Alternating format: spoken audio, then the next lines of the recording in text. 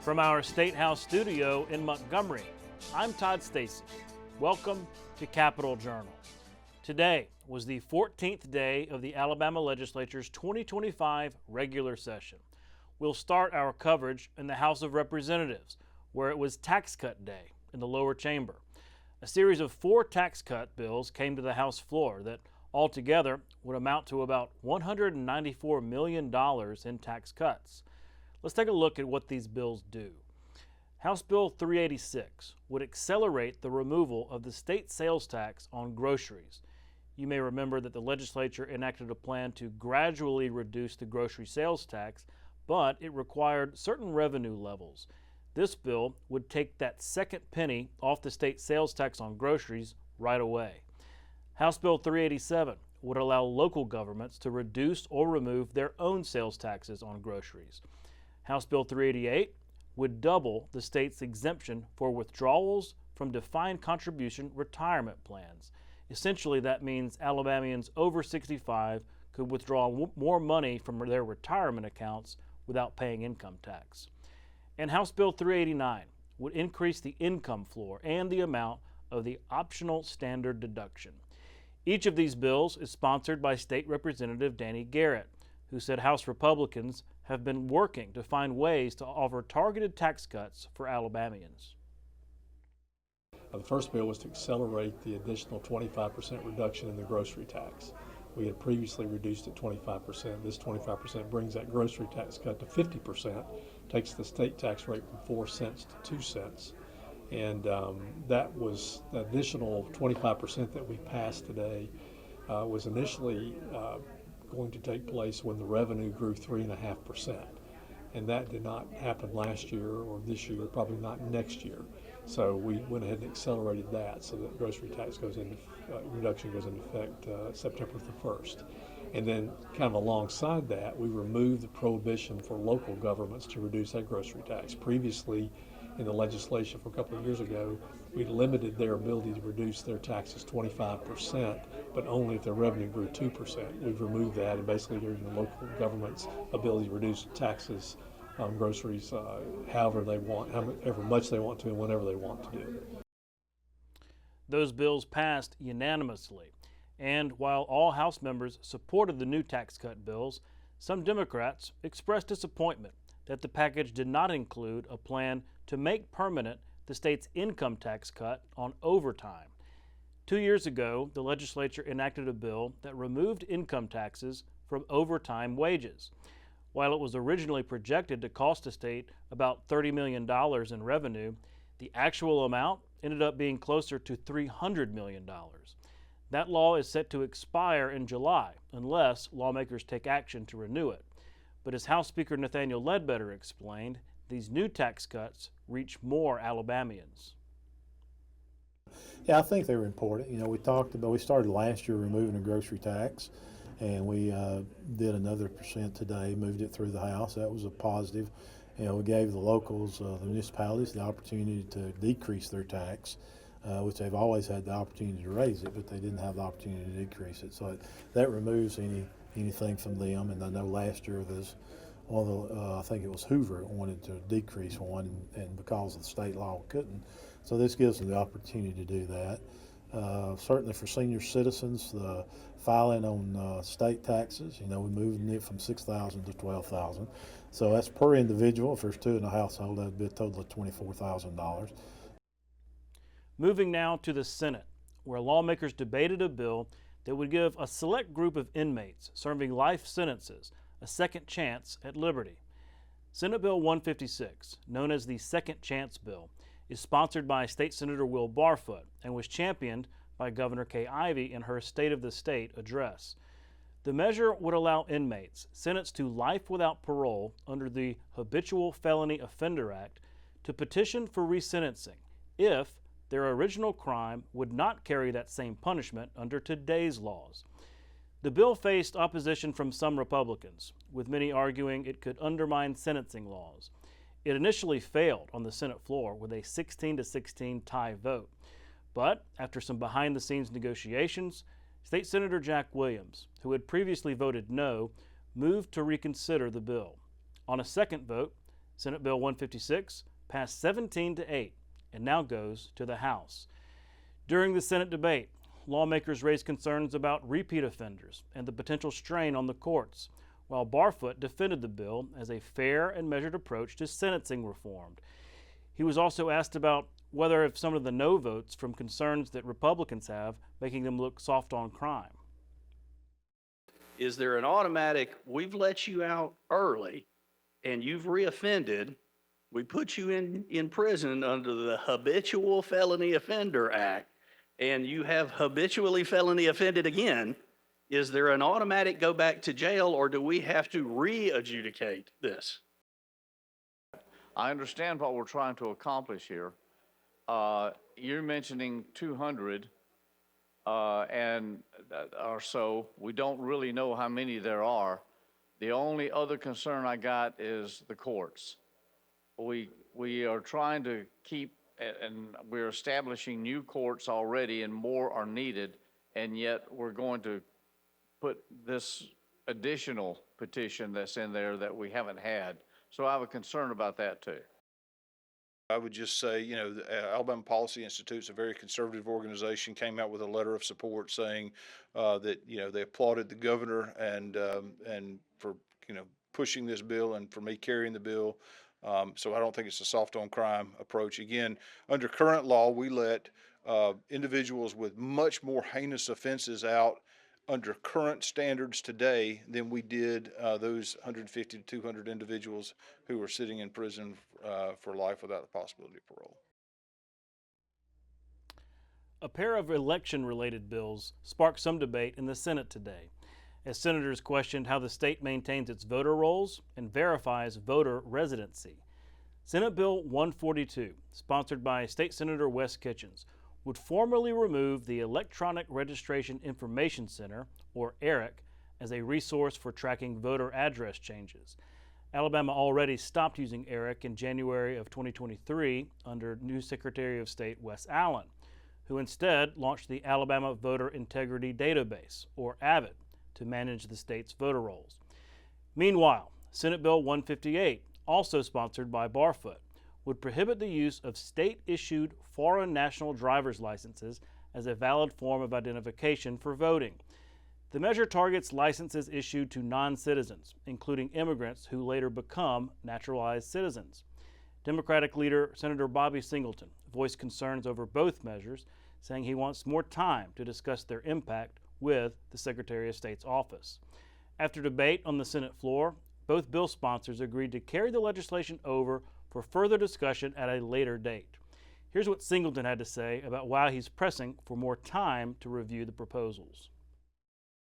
Because I want to talk some more with the Secretary of State. We started this conversation earlier, just before coming in today. I want to kind of complete those conversations, get me a better understanding of where they're going with this. How do we make it work? Because I don't want us to continue to change some just because one somebody. And that could be avoided, because just as well as we could say don't accept this license, we could do training to tell them to accept it. Okay? The same thing. And so I just want to make sure where we're going, making sure that we're not denying people the right to vote, because it sounds, on the surface, you're right. You will be trying to give everybody that right to vote. But I can see it at some point, it could be used for something bad also.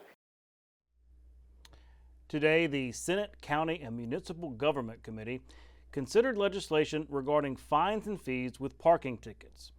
Under current law, fines for parking in a disabled parking spot are split between the local municipality and the state.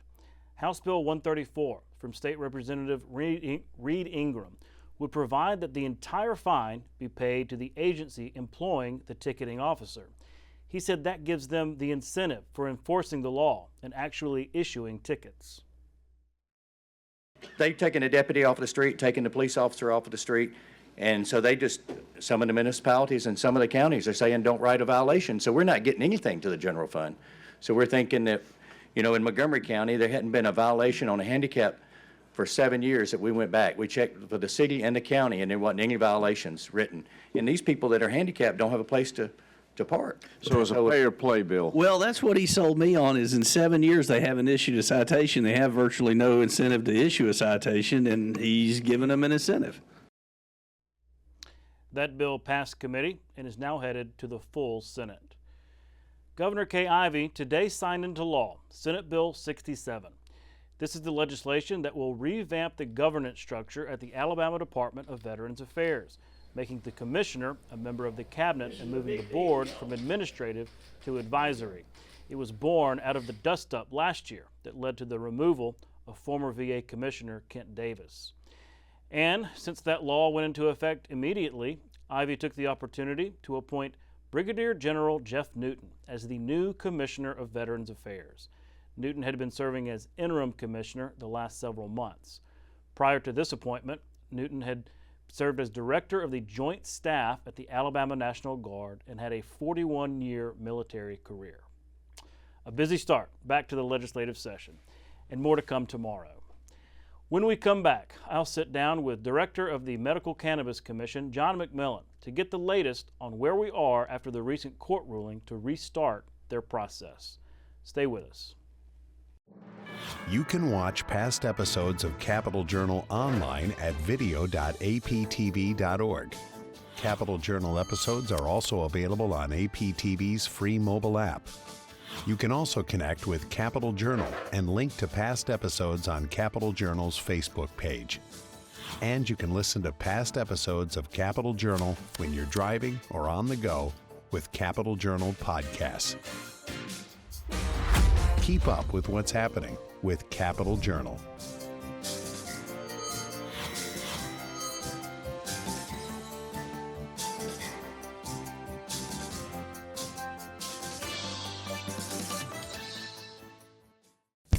Alabama Public Television is your place for quality educational services.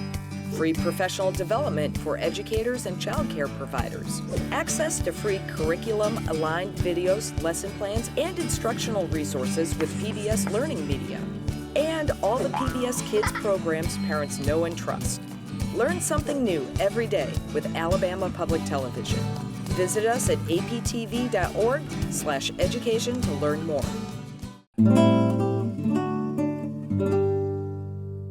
The Fort Toulouse site was declared a National Historic Landmark in 1960, today known as the Fort Toulouse-Jackson State Park.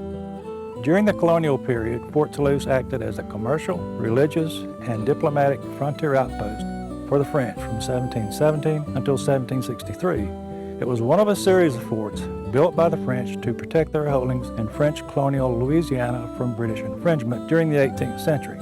Fort Jackson played a major role in the Creek War of 1813 and 14 when General Andrew Jackson and the U.S. Army used Fort Jackson, built on the old site of Fort Toulouse.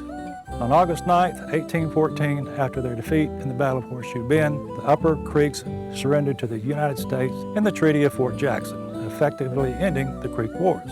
19 million acres of Creek lands were thus open for settlement, resulting in Alabama becoming a state only 5 years later. Welcome back to Capital Journal.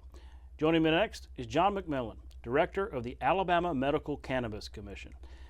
Mr. McMillan, thanks for coming on the show. Thank you for having us. Glad to be here, Todd, and appreciate it. Well, we've been eager to talk to you since this ruling came down from the Court of Civil Appeals. Big ruling. Basically, I don't know how long it's been in the court, 14 months or longer. The original ruling from the Montgomery court really stalling what the commission can do. And so now you've got this ruling from the Court of Civil Appeals saying, no, that ruling needs to be rescinded, and basically allowing y'all to continue your work that's been stalled for so long. Talk about what it was like. I'm guessing you were pretty pleased to see that ruling come down. Yeah, absolutely. We were very pleased because we had maintained from the very beginning that nobody was injured until we had an opportunity to go through the process, and judicial review is provided for in the legislation once we get through the award process. The argument being, yeah, so investigative hearings are part of y'all's process, and so a lawsuit before y'all even got started on that would be premature, because that's what, after that is maybe when you want to have legal action. That's exactly right. Yeah. Well, talk about what happens next. I know that this TRO from the Montgomery court has not officially been rescinded yet or lifted yet, but assuming that it is soon, what happens next? What can people expect next from the commission? Well, we'll be able to go through that, finish the process, which we've already done, incidentally, with 4 of the licensees. categories of license that are already operating, like cultivation, for example. We're growing product right now in the state. But anyway, the two categories that have not been addressed have been dispensaries and the integrated category, and this is the one where most of the lawsuits are pending. But what we will do, the commission will appoint an administrative law judge who then will take, first of all, the applicants have to request that process to be involved in the review process, hearing process. And they've already done that, a number of them. So the administrative law judge, will do, just like the Administrative Procedures Act requires, will come in and have some type hearings, contested hearings, where the applicants will be able to come in and present their case and defend their case, their ability and their worthiness of having a license. And then the administrative law judge will make a recommendation to the commission, and the commission will have the final say in awarding the licenses. So after that, licenses would be awarded, and that's when they can kind of finish the job. And because I know you're talking about the integrated and the dispensaries, which are linked. So at that point, could we see products start being moved and put on shelves and being available? If once we get through the administrative hearing process and the decision making that follows that, any potential judicial review, then the commission is prepared to move forward. We already have everything in place for. In fact, it already, until the recent lawsuit blocked us at the circuit court level, we were just days away from being able to move forward with the integrated licenses that we were looking at to issue, the inspection and everything that had to do with that final issuance. You mentioned that products are actually being grown and cultivated here in Alabama, I guess, but without a store to be open, there's nowhere to go. That's a problem because, and that's an issue that I need to talk about, because we did go ahead and issue licenses in 4 of the categories, and those folks have had to now pay the license fee to operate for 2 years. They've had to invest literally millions of dollars to get their meet all the rules and regulations that are required by the commission to operate. And they've had the inspections. They're a growing product, and that's a big problem with them, because the people that are paying the highest price are the patients, and then the doctors who will be responsible for recommending the products, and then these folks that already have licenses are being just ungodly penalized for having the expense of economic impact on them. Well, yeah, you don't invest millions of dollars. You know, you've got a medical marijuana law, millions of dollars invested, and then it's 3, almost 4 years later that you'll actually be able to sell a product. Most businesses wouldn't sign up for something like that. Do you think that this court ruling would maybe deter other lawsuits from taking place? I'm just thinking, like, every step in this process has been litigious.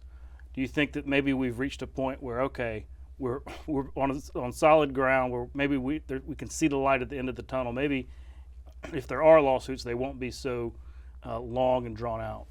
Hopefully. We were also very pleased that the main attorney for the plaintiffs in this particular case was just enthusiastic about the ruling. So hopefully that's an indication that they are ready to not challenge us until the proper time to do the challenging, when the judicial review is provided for in the legislation after we get to that point in the process. What about potential legislation? You know, you had Senator Melson file a bill this session. He was the original sponsor, obviously. He's not the only one. There's plenty of folks that are frustrated saying, look, we'll change the process, we'll do it all over just to get it going. You can't really blame them for being frustrated that it's 4 years later. What do they need to know about what y'all's work is being done as it might affect legislation moving through the chamber even right now? Yeah, well, let me emphasize, and I understand Senator Melson's frustration, but he doesn't even know what frustration is compared to this commission and the staff that's been working on this about 3.5 years now. And a good 2 years or more of it has been this type frustration. Our job is to do what the legislature mandates us to do, and that's what we've been doing and are doing to this point, and are prepared to do moving forward. The only concern I would have, or you might say a word of caution to the legislature, would be careful what changes you make, because those kind of things could cause us a whole new round of litigation and a whole new. We had 100,000 pages of application, over 100,000 pages, over 100 pages of rules and regulations. There's plenty of things there for creative lawyers to figure out to sue about, and we're in the best position we've been through this whole process right now with this civil appeals ruling that mandates us to be able to move forward with the appeals, with the hearing process, and that's what we need to do now. Yeah, you don't want to go back to square one. I can Absolutely certainly understand that. Well, it bears reminding viewers exactly why we're even talking about this, why the legislature went down this path of legalizing medical cannabis, these products, was very careful about it, was careful about how it went about setting up the commission, careful about which products would be available. It's a very specific law. Take us back then. I know you weren't in the legislature, you were in a different job then too. Yeah. But it's important to remind viewers exactly why these products are needed by some patients. And some out there might not agree with medical marijuana, but explain why this product exists and why the legislature tasked y'all with going about this process and making them available. Well, it was just briefly, it was like a 3-year process, and Representative Mike Ball was, I tell him now, he was the grandfather of it. And then Senator Melton certainly did a yeoman's job in the Senate. But they worked on it, even took 1 year for us appointed study committee, and this legislation kind of came from that. And some of those study committee members are members of the commission now. But it's just around 40 states now have medical cannabis, and we've come to realize how important it is as a product for some illnesses. And the statistics that's caught my attention the most, PTSD.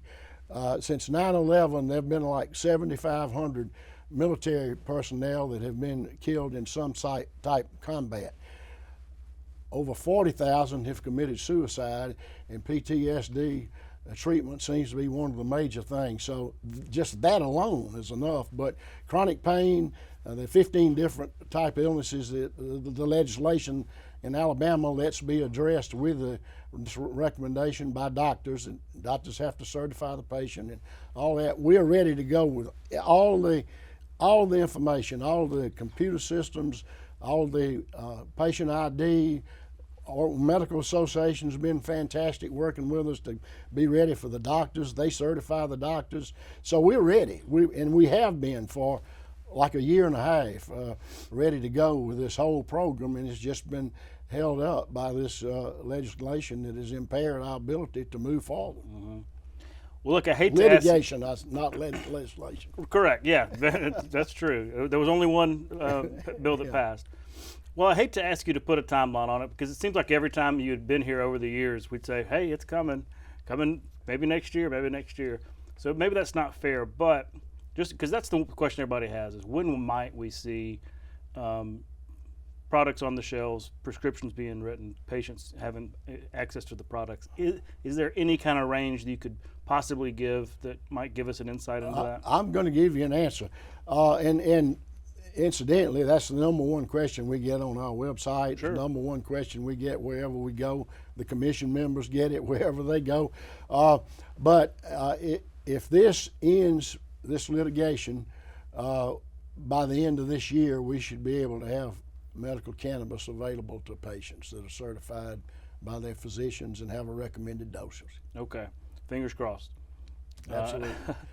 Well, thanks again for coming on the show. We'll look for updates coming from the commission, and especially as this investigative process gets going. So thank you again for coming on the show. Thank you. Appreciate this opportunity.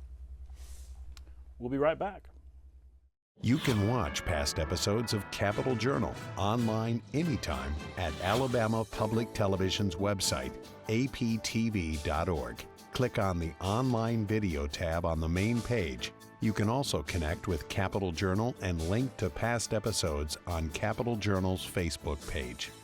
is a World War II-era battleship that first served in the Atlantic Theater, but was better known for helping to take Japanese-held islands in the Pacific between 1943 and 1945. During the Battle of the Philippine Sea, the Alabama's state-of-the-art radar alerted the fleet to incoming aircraft, providing the Americans enough time to scramble fighters and decimate the attacking force. Later, the Alabama served during the Battle of Leyte Gulf and anchored in Tokyo Bay to unload Allied occupation forces. In 1964, the state of Alabama took possession of the battleship. Alabama schoolchildren raised $100,000 in nickels and dimes to help bring the ship to Mobile and create Battleship Memorial Park.